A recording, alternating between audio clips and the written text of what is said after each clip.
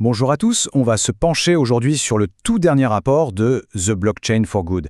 Il s'intitule Aide, charité et philanthropie, c'est l'édition 2025-2026.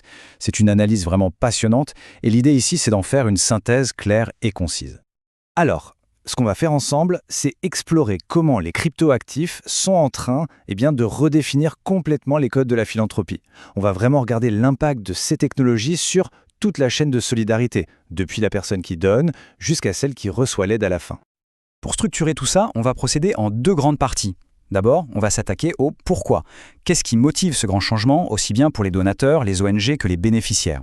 Et puis, dans un second temps, on passera au comment. Quels sont concrètement les nouveaux outils, les nouveaux mécanismes qui rendent tout ça possible? Allez, c'est parti. On commence donc avec la première partie, le pourquoi. On va voir comment la technologie blockchain vient vraiment transformer en profondeur le rôle de chaque maillon de la chaîne philanthropique. Premier maillon de cette chaîne, le donateur. Il faut bien comprendre qu'une toute nouvelle génération de philanthropes est en train d'émerger. Ils viennent de cet écosystème qu'on appelle le Web3, et leur motivation, leurs outils, n'ont vraiment plus rien à voir avec ce qu'on connaissait jusqu'ici. Du coup, ça nous amène à une question centrale. Qu'est-ce qui les motive, au fond? Pourquoi est-ce que cette nouvelle génération choisit spécifiquement les cryptoactifs pour donner? Eh bien, le rapport met en lumière trois facteurs principaux. D'abord, et c'est crucial, la transparence, la possibilité de tout vérifier sur un registre public. Ensuite, il y a des incitations fiscales qui sont, disons-le, très puissantes et qui optimisent vraiment l'impact de chaque don. Et enfin, il y a cette culture très forte de la communauté, qui permet des mobilisations d'une ampleur et d'une rapidité assez incroyables. Il y a une phrase dans le rapport qui résume ça parfaitement. En gros, le philanthrope classique, il reçoit un rapport annuel et il fait confiance. Le donateur Web3, lui, il va vérifier la transaction on-chain, directement sur la blockchain. C'est vraiment un changement de paradigme. On passe d'une culture de la confiance à une culture de la preuve permanente. Un exemple très parlant, c'est Gitcoin. Ils utilisent un mécanisme qui s'appelle le quadratic funding. Pour faire simple, l'idée c'est que le nombre de personnes qui soutiennent un projet a plus d'importance que la somme totale qu'elle donne. Concrètement, 100 petits dons auront plus d'impact qu'un seul gros don du même montant total. C'est une manière très intelligente de donner le pouvoir à la communauté plutôt qu'aux plus riches. Ok, on a vu le donateur. Passons maintenant au deuxième acteur clé. Les organisations humanitaires elles-mêmes, qu'est-ce que ça change pour elles sur le terrain très concrètement? Pour les ONG, les avantages sont vraiment opérationnels. D'abord, ça permet de contourner les systèmes bancaires traditionnels, qui sont souvent lents, chers et pleins de contraintes. Là, l'aide peut arriver en quelques minutes, avec des frais minimes. C'est juste vital en situation d'urgence. Et au-delà de ça, ça ouvre la voie à de nouvelles formes d'organisation, plus décentralisées, comme les DAO. L'exemple des ZapPay en Afghanistan est particulièrement marquant. Quand tout le système bancaire du pays s'est effondré, cette plateforme a permis de continuer à distribuer l'aide humanitaire. Elle a servi de colonne vertébrale financière là où tout le reste avait disparu. On a vu le donateur, l'ONG. Maintenant, le plus important, la personne au bout de la chaîne, le bénéficiaire. Pour elle, qu'est-ce que ça change au quotidien? Alors là, le rapport est très clair. Le potentiel est énorme, mais il y a aussi des risques. D'un côté, c'est une porte ouverte vers l'inclusion financière pour des millions de personnes non bancarisées. C'est une promesse d'autonomie. Mais de l'autre, il y a de vrais risques éthiques. On parle de cryptocolonialisme, de la gestion des données de personnes déjà très vulnérables. Pour illustrer le côté positif, le rapport cite le cas du personnel hospitalier dans le nord-ouest de la Syrie. Dans une zone de conflit, sans accès aux banques, ils reçoivent leur salaire directement en cryptoactifs. Ça leur garantit non seulement de toucher leur argent, mais aussi d'en avoir le contrôle total. Voilà, pour eux, le pourquoi.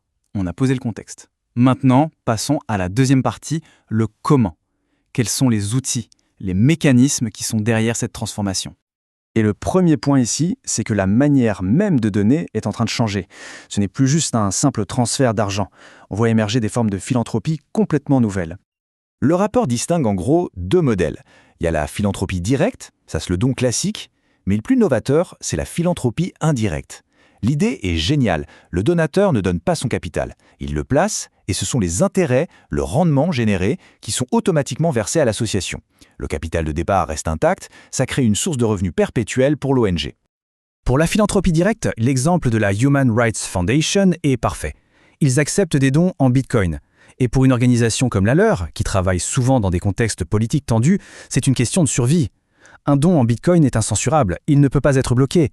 C'est une garantie de pouvoir être financé peu importe les situations. Maintenant, on entre dans quelque chose d'encore plus fascinant, l'aide programmable et mesurable. L'idée, c'est de rendre l'aide intelligente. Imaginez une aide qui n'est versée que si des conditions précises et vérifiables sont remplies. On lie directement le financement à l'impact réel. Et l'outil qui permet ça, ce sont les hypercerts. C'est un retournement complet de la logique habituelle. D'habitude, on finance une promesse. Avec les hypercerts, on finance un résultat déjà atteint. C'est comme si on achetait la preuve, le certificat, qu'un impact positif a bien eu lieu. Prenons un exemple simple. Une ONG purifie 10 000 litres d'eau. Elle peut créer un hypercert pour prouver ce résultat. Un financeur peut alors acheter cet impact.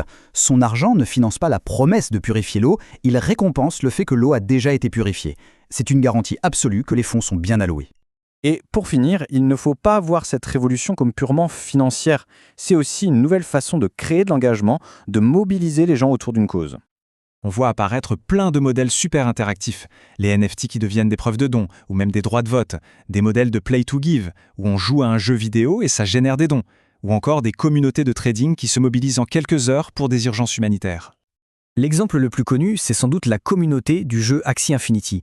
Quand un typhon a frappé l'Asie, ce sont les joueurs eux-mêmes qui se sont mobilisés massivement pour aider les victimes.